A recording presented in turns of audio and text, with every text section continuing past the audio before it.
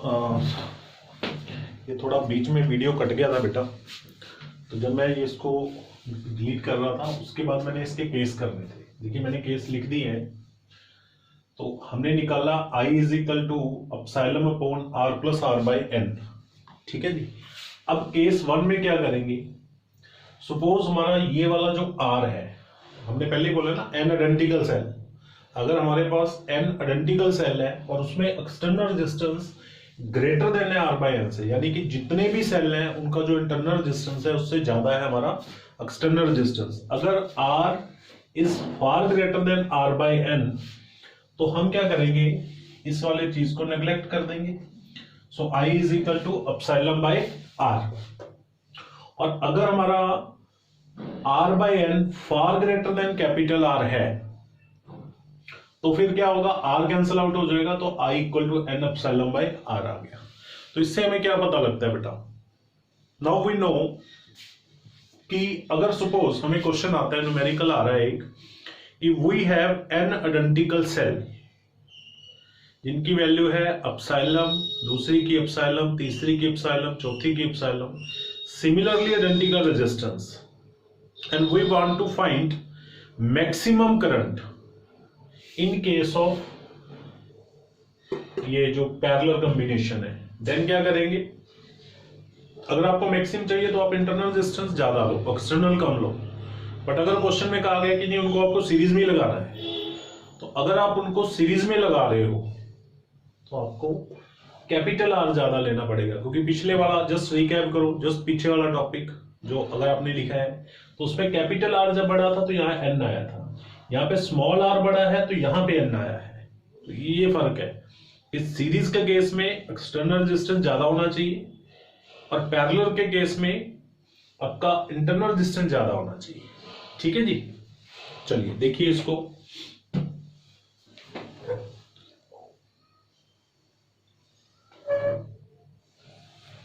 Next है mix grouping.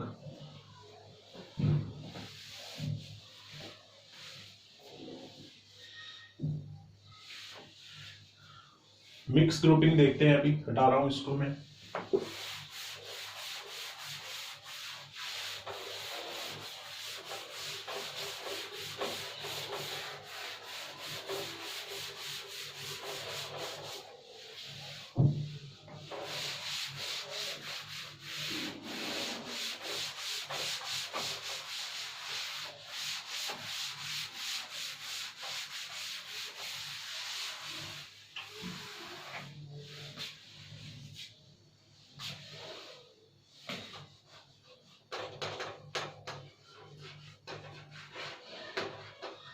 देखिए mix grouping में क्या होता है बेटा, अब पहले तो हमारी थी सेल एन आइडेंटिकल सेल, पहले हमने सीरीज में लगाया, फिर उसको पैरेलल में लगाया। हमने देखा कि सीरीज में लगाने से और पैरेलल में लगाने से उसमें करंट कब मैक्सिमम आएगा। हमने देखा कि अगर हम एन आइडेंटिकल सेल को सीरीज में लगा रहे हैं तो करंट मैक्सिमम कब आता है, अगर हम एक्सटर्नल रेजिस्टेंस ज्यादा ले रहे हैं, और अगर हम उसको पैरेलल में लगा रहे हैं तो हमें इंटरनल रेजिस्टेंस ज्यादा लेना पड़ेगा। लेकिन अब मिक्स है, मिक्स ग्रुपिंग में सेल्स जो है एन सेल्स सीरीज में है, ठीक है जी। और इस टाइप की रो हमारे पास नीचे को जाएंगी तो एम है, एम रो है, 1 2 3 4 5 अप टू एम, और एक रो के अंदर एन सेल है। सबको मिला के हमने यहाँ इंटरनल रेजिस्टेंस रखा है जो कि कैपिटल आर है। सो दिस इज अपसाइलम, दिस इज अपसाइलम, अपसाइलम, अपसाइलम, अपसाइलम, बहुत सारे अपसाइलम, आर आर आर, सबका अपसाइलम और आर आइडेंटिकल है। तो बेटा हमने क्या किया था कि पहले हम देखेंगे सीरीज में, सीरीज में सब सेम है, हमारा अपसाइलम इक्विवेलेंट आ गया अपसाइलम, और आर इक्विवेलेंट क्या आ गया, आर। हमने एक सीरीज लिया, सीरीज में हमारे पास जो इक्विवेलेंट आया वो n एप्सिलॉन आया, सबको ऐड कर दिया, सबको रेजिस्टेंस को ऐड कर दिया। अब दे सकते हो सीरीज में हमने ऐसे किया था। अब पैरेलल में देखते हैं, वहां पे एप्सिलॉन इक्विवेलेंट क्या आगा, देखो इसका n एप्सिलॉन, इसका n एप्सिलॉन, इसका n एप्सिलॉन, चलते जाएंगे तो सबका सेम ही होगा बेटा, बिकॉज वी नो पैरेलल में वोल्टेज सेम होती है। इसका रेजिस्टेंस है 1/n, 1 बाय क्या हो रहा है यहाँ पे भी n आएगा,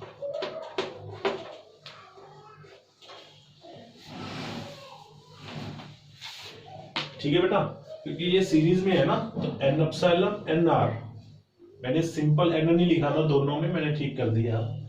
पैरेलल में क्या होगा, n एप्सिलॉन, तो इसमें n एप्सिलॉन, इसमें n एप्सिलॉन, इसमें सब में सेम होगा बिकॉज दे आर पैरेलल। लेकिन रेजिस्टेंस कैसे निकलेगा, R इक्विवेलेंट हम कहेंगे 1/nr, 1/nr up to m times,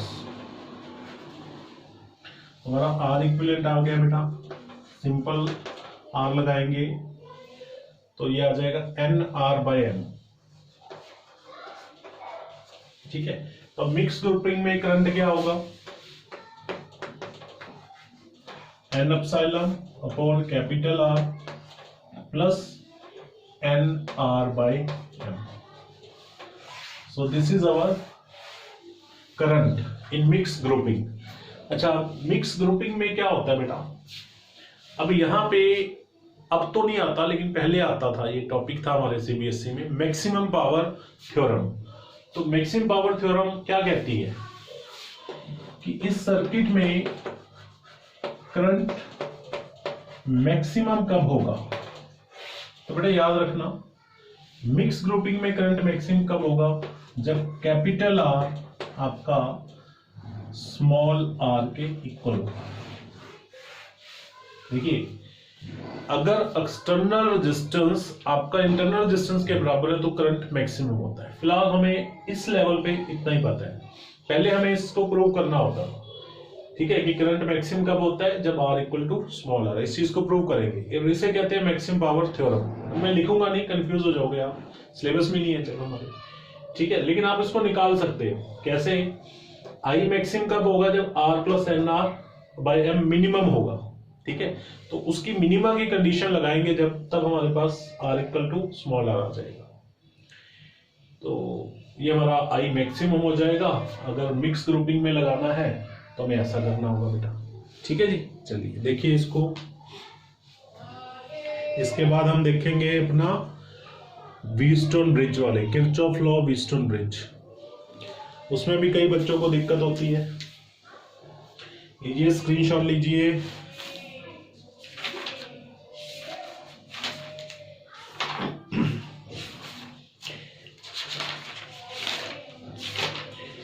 ये बेसिक सी स्टडी जो आज एक्चुअली मैं चाह रहा था एक ही लेक्चर बने ये, लेकिन मुझे दूसरा वीडियो भी बनाना पड़ेगा छोटा सा, क्योंकि एक इतनी सीटिंग लगा नहीं पाते बच्चे। 15-20 मिनट का एक और लेक्चर इसमें ऐड अप हो जाएगा। एक्चुअली ये दूसरा लेक्चर ही बनेगा जो मैं अभी करवा रहा हूँ आपको। हाँ जी, होप आप लोग स्क्रीनशॉट ले रहे हो या साथ साथ समझ रहे हो। नोट्स तो आप लोगों ने बनाई हुए है पहले।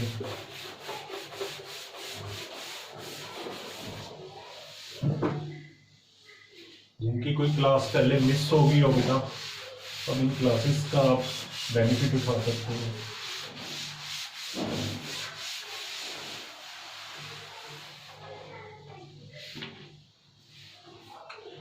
किरचॉफ लॉ,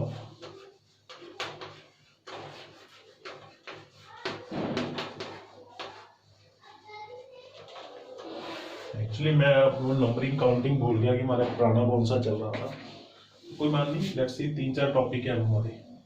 देखिए किरचॉफ लॉ के 2 रूल हमने पढ़े।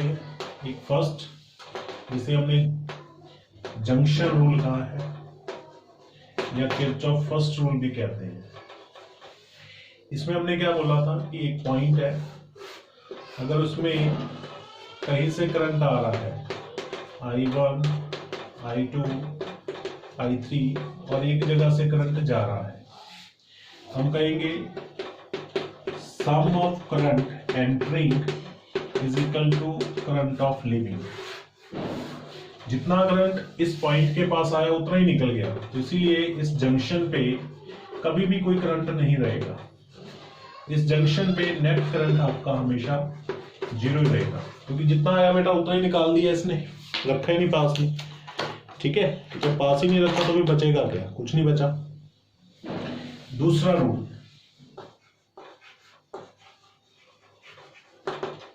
सेकंड रूल क्या कहता है कि सपोज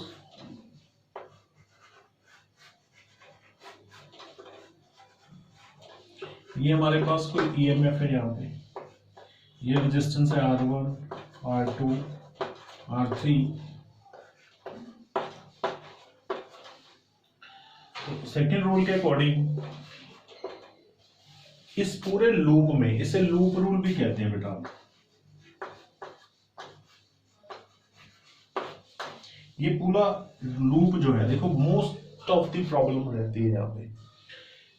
देखिए ऐसा कोई वैसे जरूरी नहीं है, जो बात अभी मैं कह रहा हूं आप लोगों के कन्वीनियंट के लिए बता रहा हूं कि अगर ये पॉजिटिव है, ये नेगेटिव है, तो आप पॉजिटिव से लूप लो। तो बैटरी देख लेनी है, बड़ी बैटरी लेनी है सबसे पहले। सपोज एक बैटरी और लगा लेता हूं, सपोज ये E1 है, ये E2 है, एक रेजिस्टेंस यहाँ लगा लो R4, एक यहाँ लगा लो R5। तो सबसे पहले लूप लेने हैं आपको, लेना है एक ये लूप हो गया 1, यहाँ पे भी लूप ऐसे ले लो, ये हो गया लूप 2, 1 3। अब देखिए अगर मान लो ये दो बैटरी जो है E1 E2 या 3 है या 4 है, कितनी भी है, E1 E2 E3 E4 अगर है, तो सबसे पहला काम क्या करना है आपको, लूप रूल के अंदर न्यूमेरिकल सॉल्व जब करना हो तो आपको ये देखना है कि कौन सी वोल्टेज बड़ी है, ये वाली बड़ी है, ये वाली बड़ी है। अब मैं सपोज कर लेता हूं, ये क्या लिखा है मैंने, सपोज E2 जो है वो बड़ी है E1 से। बेटा अगर E2 वोल्टेज बड़ी है E1 से, तो क्वेश्चंस को इजी करने के लिए, ऐसा वैसे जरूरी नहीं है जो मैं कह रहा हूं, लेकिन क्वेश्चन को इजी करने के लिए आप E2 का करंट पूरे सर्किट में फ्लो करवाइए। कैसे, मान लो E2 से करंट आया I, ये करंट आएगा यहां पे इसके R4 से होता हुआ, तो यहां पे I1 करंट चला गया इस तरफ, और I में से जो बाकी करंट बचा था, देखो अब इस एरो को हटा देता हूं मैं, एक्चुअली पहले मैं ऊपर वाला ले रहा था ना। तो अब I में से जो I1 करंट बचा, देखिए I करंट आया, I1 उधर चला गया, तो बाकी जो करंट बचा I माइनस I1 ये इधर चला गया। अब ये इधर से होता हुआ नीचे आएगा, इधर से I1 आया, फिर से यहाँ पे इकट्ठे हो गए दोनों, फिर से अपना करंट वही आ गया है। 90% क्वेश्चन सॉल्व हो जाएगा अगर आपने ये ले लिया। दूसरी बात, अब हमें लूप बनाने होते हैं, क्योंकि यहाँ पे देखिए एक आपको ये देखना है कि कितने लूप आपको चाहिए। ये भी तो एक मेथड होता है यहाँ पे कि अगर आपका करंट जैसे एक I हो गया 1, एक लूप तो लेना ही पड़ेगा, एक हो गया I1, दूसरा लूप भी लेना पड़ेगा। दूसरा कुछ नजर आ रहा है नहीं, तो यहाँ पे सिर्फ दो चीजें हैं, I और I1, so we need 2 loop. तो 2 लूप आप कहीं पे भी ले सकते हैं, लेकिन कोशिश कीजिए कि जहां बैटरी है उसके पॉजिटिव से नेगेटिव जाते हुए लीजिए, क्वेश्चन इजी हो जाएगा। तो मैंने अब यहाँ पे लूप 1 लिया है, जो उसको कैसे लिखेंगे, देखिए लूप 1 इधर से आ रहे हैं, इसके साथ ही चलते ऐसे आए, इधर मुड़ गए।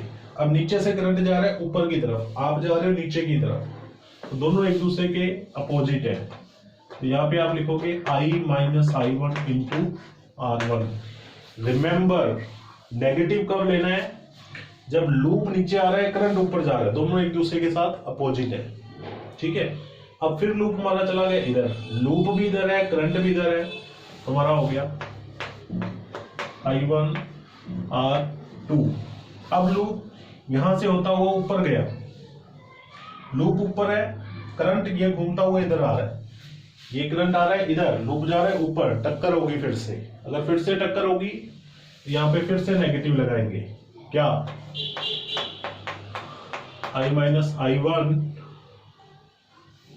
इंटू R3, ठीक है। अब ऊपर गए, आगे नेगेटिव आ रहा है बैटरी का, तो यहां लगा लो E1 इक्वल टू 0। मैं फिर से कह रहा हूं, ये जरूरी नहीं है कि आपको ऐसे ही करना है, ठीक है। मोस्ट ऑफ दी टीचर्स या बुक्स उल्टा भी कराते हैं, नेगेटिव जगह पॉजिटिव, फिर नेगेटिव, फिर पॉजिटिव, फिर पॉजिटिव, ठीक है। लेकिन एक मेथड लेके चलोगे आप तो इजी रहेगा। मे भी शायद आपको समझ आ गया होगा, नहीं समझ आया तो फिर से रिमाइंड करके देखिएगा मैंने क्या बोला है। अब लूप 2 पे आ जाइए। अब लूप 2 में क्या होगा, अब करंट जा रहा है यहां से, लूप भी जा रहा है यहां से, करंट भी मुड़ गया, लूप भी मुड़ गया, तो I इंटू R4 दोनों पॉजिटिव। बीच में वही होगा, लूप भी इधर, करंट भी इधर, so plus I1 R2। Current इधर आ रहा है, लूप भी इधर आ रहा है, तो प्लस I R5। अब इधर आके नेगेटिव में एंटर कर गया, तो minus E2 is equal to 0। So that's it, this is the Kirchhoff law, ठीक है। बेसिक फंडा क्लियर हो गया आपका। आगे तो कैलकुलेशन है बेटा, आप क्वेश्चन करते रहिएगा इसके बाद। उसके बाद है नेक्स्ट टॉपिक,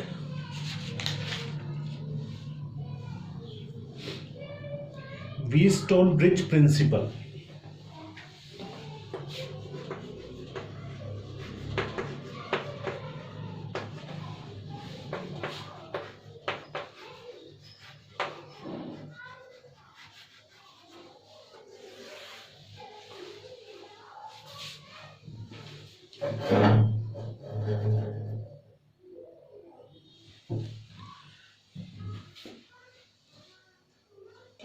हाँ जी, व्हीटस्टोन ब्रिज प्रिंसिपल क्या कहता है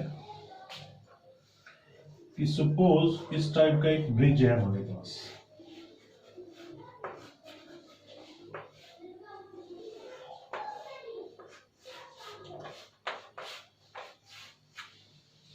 इस रेजिस्टेंस को P कहते हैं, Q कहते हैं, R कहते हैं। दिस इज वेरिएबल, जब आप बीच में एरो लगी हो तो उसका मतलब वेरिएबल आप चेंज कर सकते हैं। ये गैल्वेनोमीटर होता है, ये पॉइंट है A B C D, यहां से करंट गया वापस आया।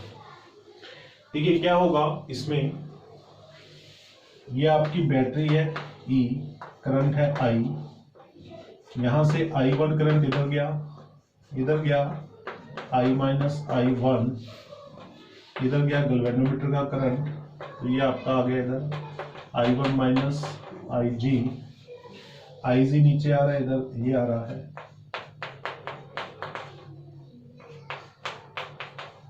देखिए I माइनस I1 नीचे गया, इधर से आ रहा है IG, दोनों ऐड अप हो गए बेटा, क्योंकि किरचॉफ फर्स्ट रूल लग गया। फिर ये वाला और ये वाला जब मिलेंगे तो यहां से फिर से I आ जाएगा। ये डिस्ट्रीब्यूशन है करंट की।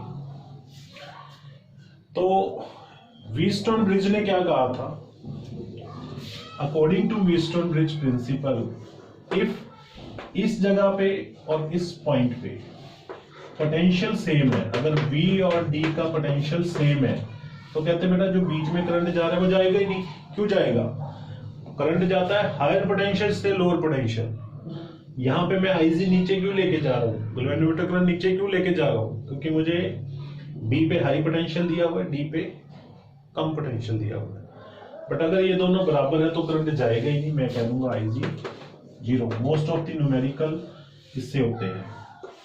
तो अगर आपका IG 0 हो गया तब हम कहेंगे बेटा कि ratio of P by Q equal to R by S। P by Q equal to R by S। अब इस चीज को हमें प्रूव करना है। प्रूव कैसे करेंगे भाई, किरचॉफ रूल लगा के। पहले हम ये लूप ले लेंगे, एक कोई भी ले लो, अब ये ले लेता हूं क्योंकि इसके अंदर बैटरी तो है नहीं। अब अपनी अकॉर्डिंग कन्वीनियंस से ले सकते हैं। यहाँ पे क्या होगा बेटा, देखिए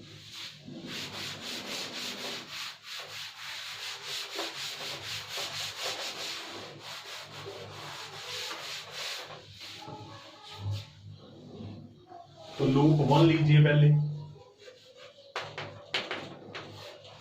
लूप 1 में हमारा इक्वेशन बना I1P plus IGG minus I minus I1 R equal to 0। मैंने यहाँ बनाया जी I1P IG इंटू जी इसका रेजिस्टेंस है डिवाइडमीटर का, फिर ऊपर चला गया I माइनस I1 R। फिर लूप 2 में देखिए, लूप 2 में क्या है, IGG plus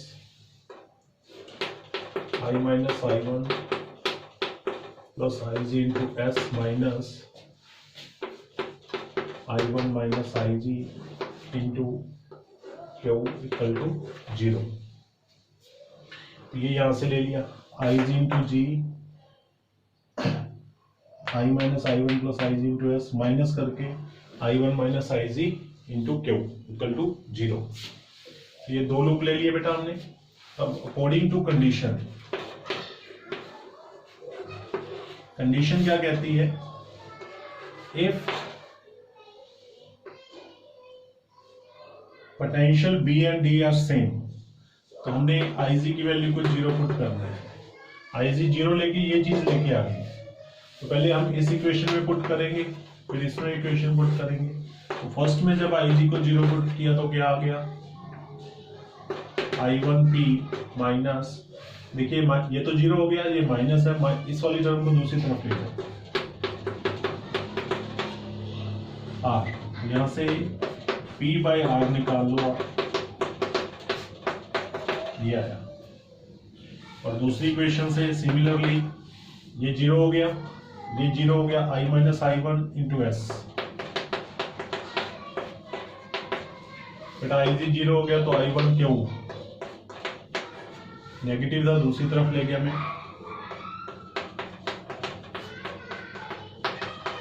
Q by S। ये थर्ड इक्वेशन आ गई, ये फोर्थ। देखिए नेक्स्ट क्या होगा,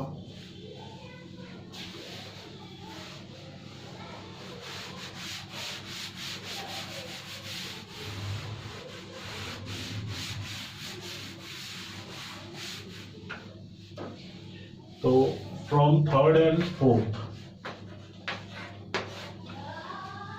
थर्ड एंड फोर्थ से P बाय R जो है वो Q बाय S के इक्वल आ गया। क्लियर है ना, I minus I1 upon I1, I minus I1 upon I1, left hand side same है तो राइट हैंड साइड सेम हो जाएगी। तो P by R is equal to Q by S, so P by Q is equal to R by S। ये हमें prove करना है, देख लीजिए इसको।